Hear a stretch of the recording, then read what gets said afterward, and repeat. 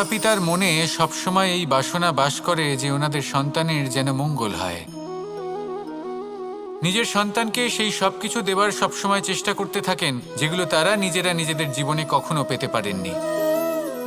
এবং এই প্রক্রিয়ায় সবথেকে গুরুত্বপূর্ণ বিষয়টি ভুলে যান, নিজের সন্তানকে সেই জিনিস দেওয়া যেটা উনি সবথেকে আগে পেয়েছেন। আমি ধনের কথা বলছি না, আমি বলতে চাইছি নিজের অভিজ্ঞতা দ্বারা ওনারা যে মানসিক স্থিতি লাভ করেছেন,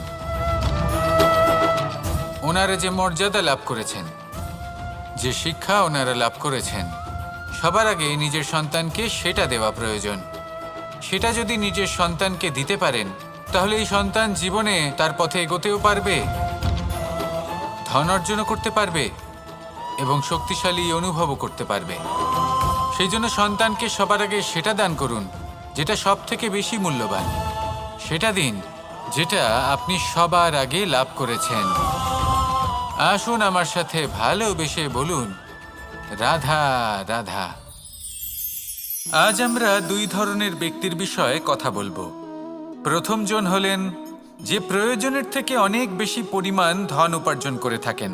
তার কাছে ততটা ধন থাকে যতটা তার প্রয়োজনও নেই, তারপরেও আরও ধন উপার্জন করতে চেষ্টা করতে থাকেন। সকল সম্ভব চেষ্টা করেন, সকল সম্ভব কর্ম করেন, তা সে উচিত কর্ম হোক বা অনুচিত, তাতে তাদের কিছুই যায় আসে না। তারা শুধুই এই সংসারের সকল সুখ ভোগ করতে চান, সকল স্বাচ্ছন্দ্য লাভ করতে চান। আজীবন তারা প্রচেষ্টাই করতে থাকেন। এবার এই করতে গিয়ে তারা ভারাক্রান্ত হয়ে সমস্যার সম্মুখীন হন।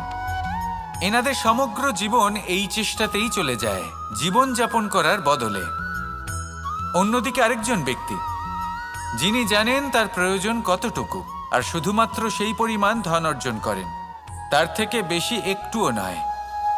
উনি যদি দুবেলা খেতে পান, মাথা গোজার ঠাঁই পেয়ে যান, সেটাই পর্যাপ্ত।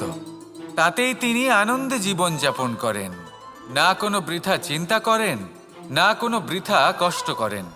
এবার আমি আপনাদের জিজ্ঞেস করব, এই দুই ব্যক্তির মধ্যে আপনি কোন ব্যক্তি হতে চাইবেন? বেশিরভাগ মানুষ এটাই বলবেন যে আমরা সেই দ্বিতীয় মানুষ হতে চাই যারা সন্তুষ্ট।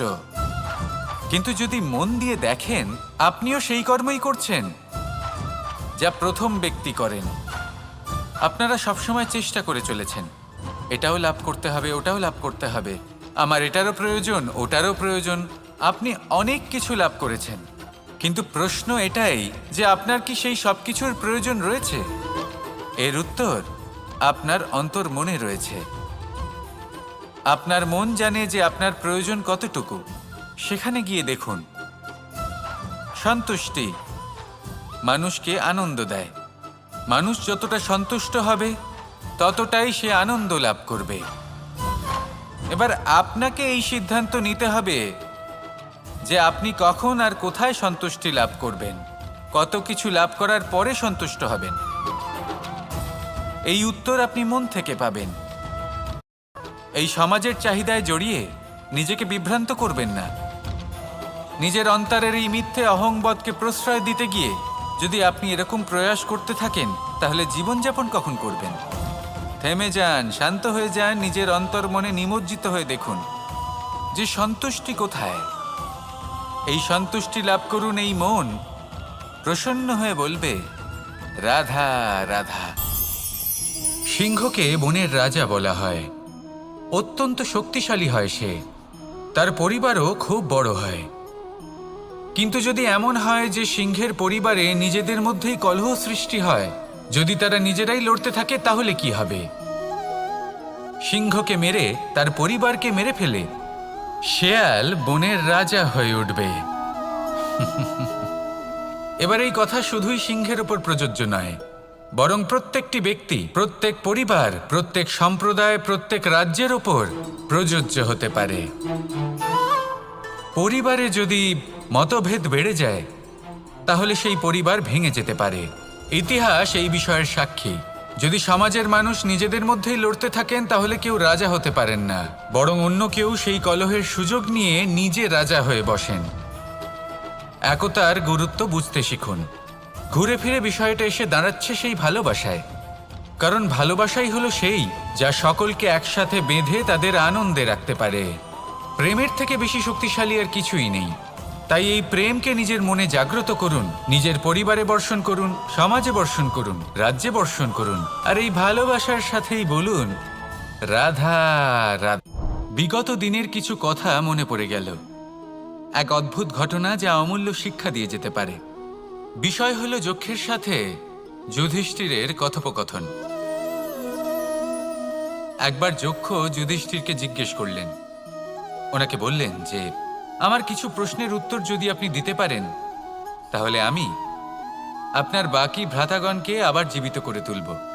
সেগুলোর মধ্যে খুব গুরুত্বপূর্ণ আর কঠিন একটা প্রশ্ন ছিল, এই সংসারের সব থেকে শ্রেষ্ঠ আশ্চর্য কোনটি?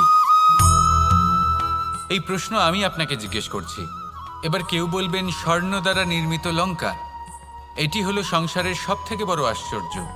কেউ বলবেন বরফে ঢাকা সেই পর্বত যা আকাশ স্পর্শ করে। কেউ বলবেন সেই সমুদ্র যার গভীরতা মাপা অসম্ভব ব্যাপার। কেউ বলবেন সেই বায়ু যা আমরা দেখতে পাই না কিন্তু তা আমাদের জীবন দান করে। সংসারের সব থেকে বড় আশ্চর্য কি, সেই প্রশ্নের উত্তর যুধিষ্ঠির দিয়েছিলেন, আর তা ছিল শ্রেষ্ঠ উত্তর এবং উচিত। উনি বলেছিলেন যে সংসারে প্রতিদিন কোনো ব্যক্তি জন্ম লাভ করেন আর কোনো ব্যক্তি মৃত্যুও লাভ করেন। এবার এই কথাটা সবাই জানেন, সবাই বোঝেন যে যখন জন্মেছি তখন কোনো একদিন আমিও অবশ্যই মৃত্যু লাভ করব। এবার যখন এই কথা প্রত্যেকটা মানুষ জানেন, তখন কেন প্রত্যেক মানুষ এই চিন্তায় থাকেন, এই নিয়ে কষ্ট পান, এই নিয়ে ব্যাকুল হয়ে থাকেন যে উনি একদিন মৃত্যু লাভ করবেন, তার থেকে দূরে পালাতে চেষ্টা করেন? বলেন যে আমি মৃত্যু লাভ করতে চাই না। কেন? যেখানে কোনো না কোনো দিন এটা অবশ্যই হবে। এ হলো ব্রহ্ম সত্য। এই যে ব্যাকুলতা, এই ভয়, এই যন্ত্রণা, এই চিন্তা তার মনকে বাঁচতেই দেয় না, এই জীবন অনুভবই করতে দেয় না।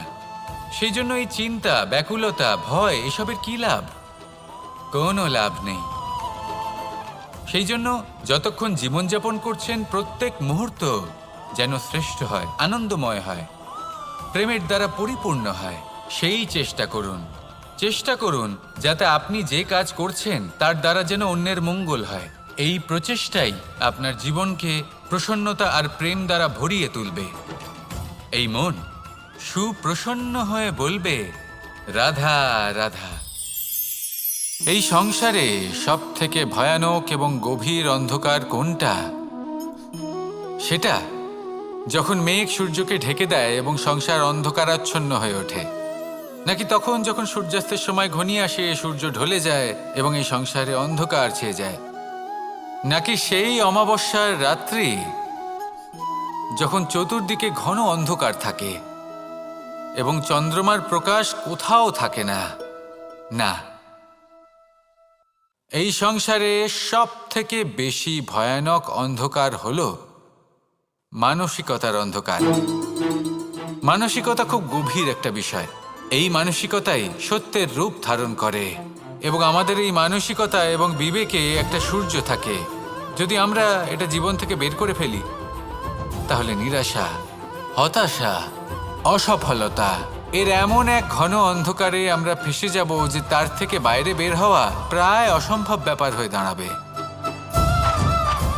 বড়ই কঠিন হয় সেই সময়। সেই জন্য ইতিবাচক মনোভাব থাকা খুব প্রয়োজনীয়। এটা ভাববেন না যে এটা আমার সাথে কেন হলো, এই সমস্যা কেন এলো, ওই ব্যক্তি আমার সাথে এটা কেন করলেন। এটা ভাবুন যে আমি জীবনে যে পরিস্থিতিতে দাঁড়িয়ে আছি তার থেকে আমি ঠিক কিভাবে বাইরে বেরোতে পারবো। যতই ঘন অন্ধকার থাকুক না কেন, খুব ছোট একটা প্রদীপের প্রকাশ আমাদের পথপ্রদর্শক হয়ে দাঁড়াতে পারে। আর আমাদের জীবনে এই ছোট্ট একটা প্রকাশ হলো আশা। এই আশার একটি কিরণ আমাদের অত্যন্ত গাঢ় অন্ধকারেও পথ দেখাতে পারে। তাই এই আশাকে সবসময় মনে প্রজ্বলিত করে রাখুন।